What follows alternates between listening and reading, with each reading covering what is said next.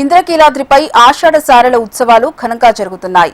ఆలయ పాలక మండలి ఆధ్వర్యంలో అమ్మవారికి ఆషాఢ సారె సమర్పించి ప్రత్యేక పూజలు చేశారు. రాష్ట్రం నలుమూలల నుంచి వేలాది మంది భక్తులు తరలివస్తున్నారు.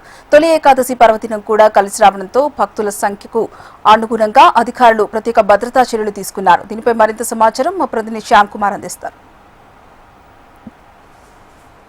ఆషాఢ సారె ఉత్సవాలు చాలా ఘనంగా వైభవపేతంగా జరుగుతున్నాయి. ఈ నేపథ్యంలో ఈరోజు పాలక మండలి సభ్యులు అలాగే చైర్మన్ తరఫున ఈవో తరఫున తీసుకుంటే అమ్మవారికి సారె అయితే సమర్పించారు. చెప్పండి, ఏర్పాట్ల పట్ల మాత్రం భక్తులు చాలా సంతృప్తి వ్యక్తం చేస్తున్నారు. ఇంకా మరిన్ని ఎటువంటి చేయాలనుకుంటున్నారు? ఇదంతా కూడా ఒక ఉమ్మడి కృషి. మొత్తం ఒకరు మేమని ట్రస్ట్ బోర్డు అని అర్చక స్వాములు వేద పండితులు సిబ్బంది వేరు అందరం కూడా కలెక్టివ్గా తీసుకునే యూనిటీ డెసిషన్ ఇది. ఎంతమంది వచ్చినా ఇక్కడ భక్తులు ఎవరు కూడా అసంతృప్తి చెందకూడదు.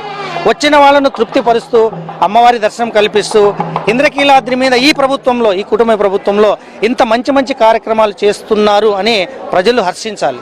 అమ్మవారి దర్శనం విషయంలో కానీ, లడ్డు ప్రసాదం విషయంలో కానీ, ఉచిత ప్రసాద విషయంలో కానీ, అన్నప్రసాద విషయంలో కానీ మనకు స్థలం చాలా తక్కువ ఉన్నా కానీ ఈ చిన్న చోటు స్థలంలోనే లక్షల మంది వచ్చినా ఎలాంటి ఇబ్బందులు లేకుండా వారికి మంచి దర్శనాన్ని జరిపి పంపించడమే ఇక్కడ ఉన్న అమ్మవారి గొప్పతనం. మేమంతా నిమిత్తం మాత్రం అంతా కూడా మా కనకదుర్గమ్మ తల్లి వారే ఇవన్నీ కూడా సక్సెస్ఫుల్గా కారణం అని చెప్పి తెలియజేస్తున్నాను.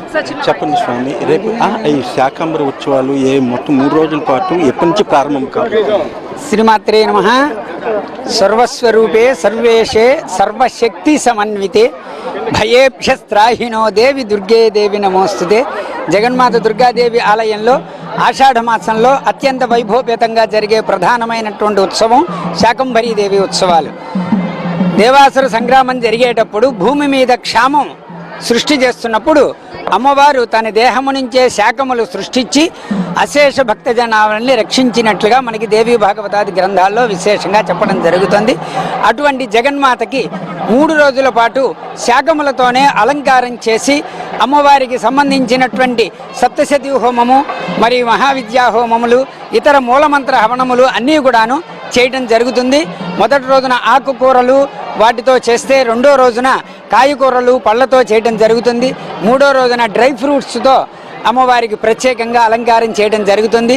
ఈ 3 రోజులు కూడాను 50 మంది భక్తులు అందరూ కూడా అమ్మవారిని దర్శనం చేసుకుని ఆయురారోగ్యైశ్వర్యాలతో వర్ధిల్లాలని కోరుకుంటున్నాము.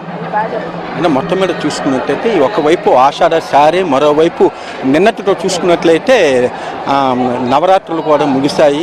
ఈ రోజు నుంచి చూసుకున్నట్లయితే సోమ మంగళ బుధ 3 రోజులు చూసుకున్నట్లయితే శాకంబరి దేవిగా కూడా అమ్మవారిని అలంకరించబోతున్నారు. ప్రతిరోజు కూడా వేలాది మంది భక్తులు రాష్ట్రం నలుమూల నుంచి కూడా తరలి వస్తున్నారు. రేపు చూసుకున్నట్లయితే తెలంగాణలో అత్యంత వైభవంగా నిర్వహిస్తున్న బోనాలు కూడా విజయవాడ దుర్గమ్మ కూడా సమర్పించేందుకు రేపు తెలంగాణ ప్రాంతం నుంచి కూడా చాలా పెద్ద సంఖ్యలో భక్తులందరూ కూడా తరలి వస్తున్నారు. వీళ్ళందరి కోసం కూడా ఇటు పాలక మండలి కానివ్వండి, అధికారులు కానివ్వండి అన్ని సంయుక్తంగా కూడా అన్ని ఏర్పాట్లు అయితే చేస్తున్నారు. కెమెరా పర్సన్ తేజాతో శ్యామ్, HM TV.